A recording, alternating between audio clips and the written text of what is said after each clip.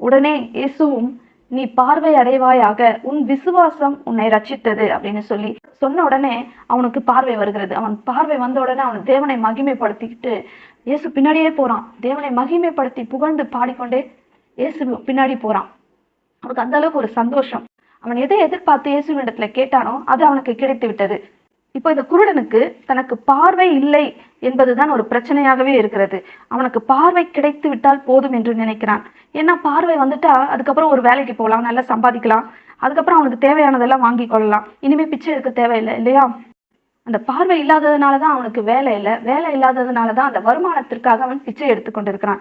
வேலை கிடைக்கணும்னு சொன்னா முதல்ல பார்வை கிடைக்கணும். பார்வை இருந்தா அவன் மற்றதெல்லாம் பெற்றுக்கொள்வான். முதலில் அவனுக்கு என்ன தேவை என்று அவன் நினைக்கிறான். ஃபர்ஸ்ட் எனக்கு தேவை பார்வை. பார்வை இருந்தா அதுக்கப்புறம் நான் இந்த உலகத்தை பார்ப்பேன், அதுக்கப்புறம் என்ன வேலை செய்யணும்னு நான் கத்துக்குவேன், அதுக்கப்புறம் அந்த மூலமா நான் பணம் சம்பாதிப்பேன், அதுக்கப்புறமா என்னுடைய